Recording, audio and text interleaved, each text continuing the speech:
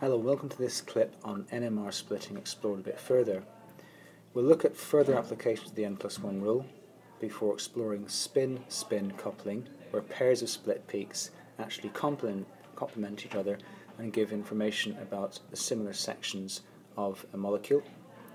And finally we'll look at equivalent and non-equivalent proton environments as used to assign splitting patterns. So just to recap, the n+1 rule states that for a proton with n protons attached to an adjacent carbon atom, the number of times the peak splits in a splitting pattern is n+1 times.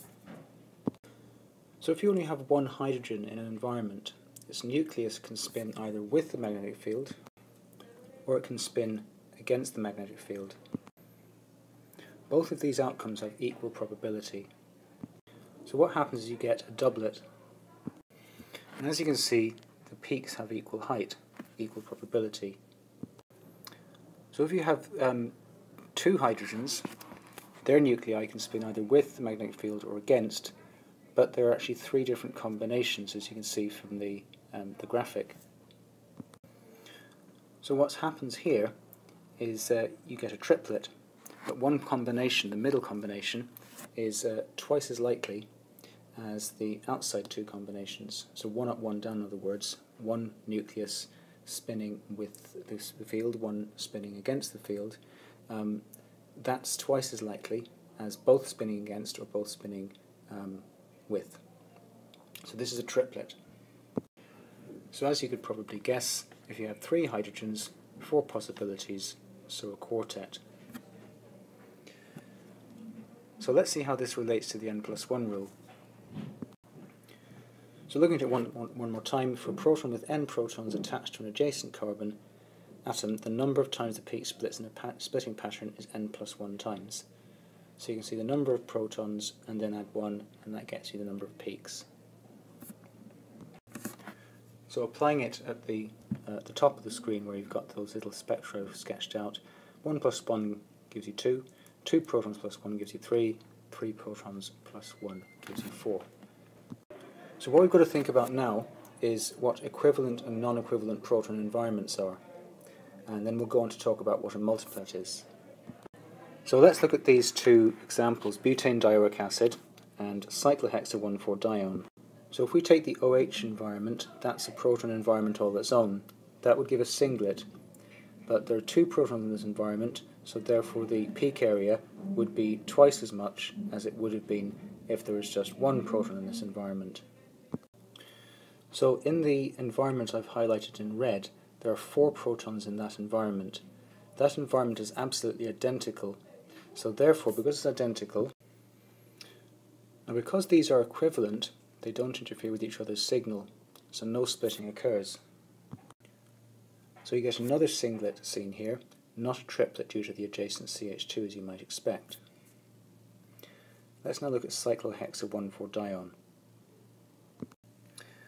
So here I've highlighted all of the hydrogen environments in purple.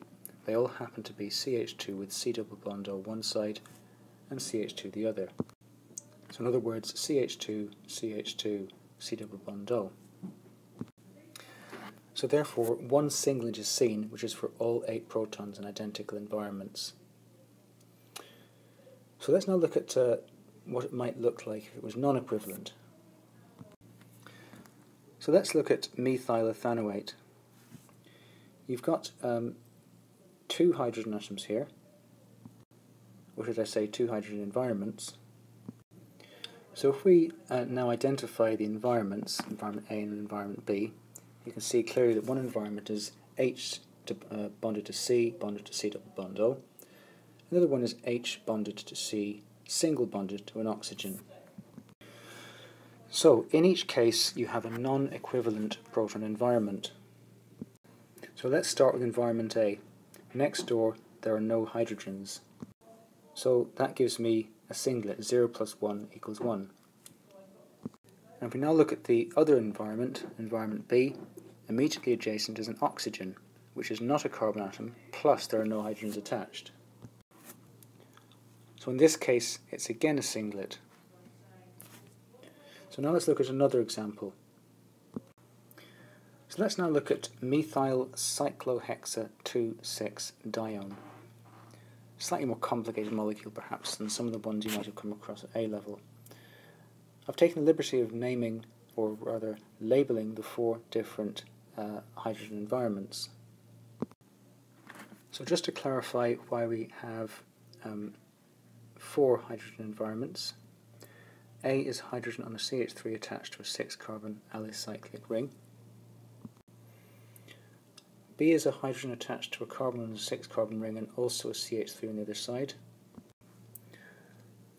C is a hydrogen on a CH2 as part of a 6-membered carbon ring, but with CH2 on one side and C double bond on the other. And finally, D is a hydrogen in a CH2 as part of a 6-carbon ring with CH2, CO, CH3 on both sides. What do I mean by that? Each of the circled parts represent CH2, CO, CH, CH3.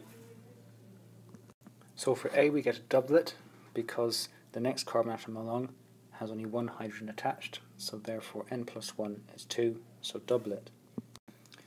So B is going to be a quartet because the adjacent proton environment has 3 hydrogen atoms attached to the carbon, so n plus 1 equals 4. In environment C, the adjacent hydrogen environment has 2 hydrogens attached, so n plus 1 equals 3. It's a triplet. But there are more hydrogens in this environment than the others, so the peak area will be proportionally bigger. But in the case of D, what you're getting is a multiplet, because either side of it you have a total of 4 protons. Now they're in the same environment, but irrespective of that, they can affect each other's splitting patterns. So what happens is you get a multiplet. So going through it from first principles, C is different to D, the environments are, so it's non-equivalent.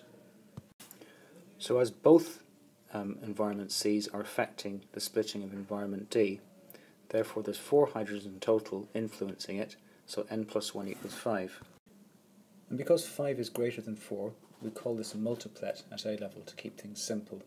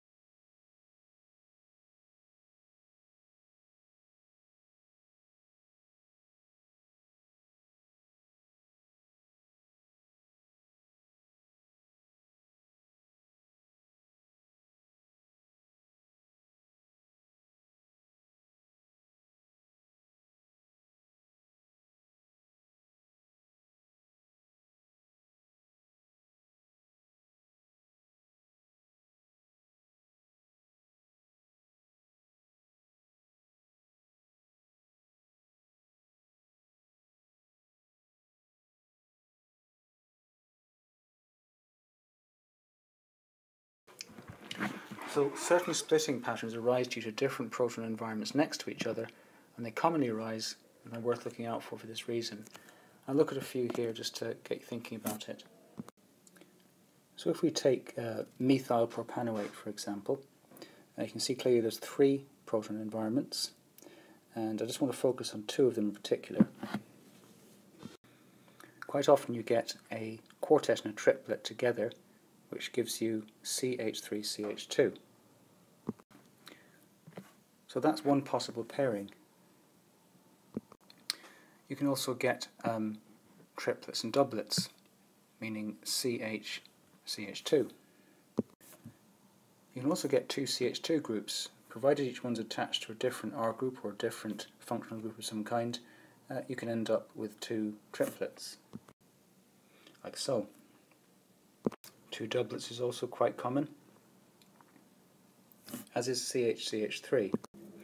Now, of course, all of these would assume that the adjacent proton environments would be non-equivalent in each case. So hopefully this helps out a little bit in terms of rounding up some of the more advanced applications of the N+1 rule, and just leaves me to say thanks for listening and see you soon.